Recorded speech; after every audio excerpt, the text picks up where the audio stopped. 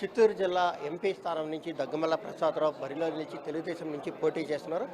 స్వతహాగా ఆయన ఇక్కడికి వచ్చిన తర్వాత ఈ 7 నియోజకవర్గాల అసెంబ్లీ నియోజకవర్గాల పరిధిలో తిరిగిన తర్వాత ఆయన ఏ అంశాలను పరిశీలించారు, ఆ సమస్యల పరిష్కారానికి ఎలాంటి చర్యలు చేపట్టబోతున్నారు అనేది తెలుసుకుందాం. సార్, 7 అసెంబ్లీ సెగ్మెంట్లను తిరిగారు. ప్రధానంగా కొన్ని ప్రధానమైన సమస్యలు ఏం గుర్తించారు, వాటి పరిష్కారానికి ఏం చేపట్టబోతున్నారు? ఇప్పుడు మేము ప్రెస్ మీట్లో చెప్పామండి. మేము నిరుద్యోగాన్ని ప్రధాన సమస్యగా చూస్తున్నాము. వాటర్ ఇరిగేషన్ నీళ్లు లేకపోవడం అనేది ఒక సమస్యగా చూస్తున్నాం. అట్లాగే వ్యవసాయదారులకి తాగునీటి లేదని చూస్తున్నాం. వాటికి పరిష్కారాలు చూస్తున్నాం. అదేమో ఎంఎస్ఎంఏలు పెట్టి చేద్దాం అనుకుంటున్నాం. ఇరిగేషన్కి కూడా మేము అంద్రీని వాళ్ళకిను తెలుగు గంగాలోకి వాటర్ తీసుకొద్దామని చూస్తున్నాం. అలాగే అడవిపల్లి రిజర్వాయర్ సగం కంప్లీట్ అయ్యి ఉంది. దాన్ని కంప్లీట్ చేయడానికి నిన్న మేము వెళ్ళి చూసి ఫోటోలు తీసుకొని వచ్చాం. ఇంకో 20% ఉంది. తెలుగుదేశం ప్రభుత్వం రాగానే అడవిపల్లి రిజర్వాయర్ కంప్లీట్ చేస్తే మనకు నీవాల ఒక రివర్ వస్తుంది, వాటర్ వస్తుంది. చిత్తూరు డిస్ట్రిక్ట్కి అంతా కూడా నీళ్ళు సౌకర్యం కలుగుతుంది. అంటే అడవిపల్లి రిజర్వాయర్ నిర్మించి చాలా సంవత్సరాలైనా కేవలం పైప్ లైన్ వేయకపోవడం వల్ల చిత్తూరులో ప్రజల దాహార్తి తీరడం లేదని ఒక వాదన వినిపిస్తుంది. ఆ పైప్ లైన్ నిర్మాణానికి భవిష్యత్తులో ఎలాంటి చర్యలు చేపట్టే అవకాశం ఉంది?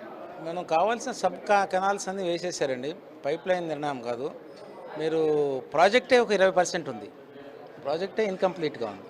అది మరి ఈ ప్రభుత్వం, తెలుగుదేశం ప్రభుత్వం ఎందుకు దాన్ని ఆపిందో తెలియలేదు.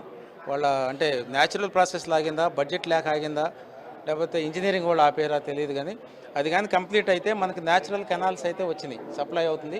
పైప్ లైన్ పెద్ద టైం టేకింగ్ కాదండి. పైప్ లైన్ ఈజీగా వేసేస్తారు. అది మా ప్రభుత్వం రాగానే చేసేస్తారు అనుకుంటున్నాను. అంటే వైకాపా ప్రభుత్వం ప్రజల కష్టాలను కాదని కేవలం వాళ్ళ ఇబ్బంది పెట్టి వాళ్ళకి ఇబ్బందులు గురి చేసే విధంగా ఈ అడవిపల్లి ప్రాజెక్టుని ఆపిందనుకోవచ్చా? వాళ్ళు కూడా ఇంటెన్షన్ ఉండకపోవచ్చు. పై లెవెల్లో వాళ్ళకున్న పనులన్నింటిలో ఇది నెగ్లెక్ట్ అయిపోయింది. లేదా బడ్జెట్ ప్రాబ్లం కూడా అయి ఉండొచ్చు. లేదా బడ్జెట్ తీసుకుని కాంట్రాక్టర్ పారిపోయి ఉండొచ్చు.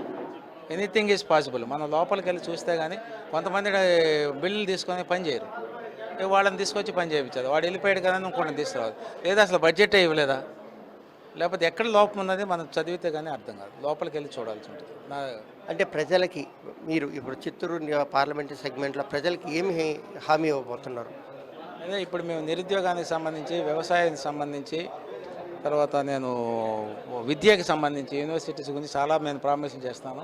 వాటన్నిటినీ తీసుకొచ్చి ఈ చిత్తూరు నియోజకవర్గాన్ని ఒక మోడల్ నియోజకవర్గంగా చేద్దామని నా ఉద్దేశం.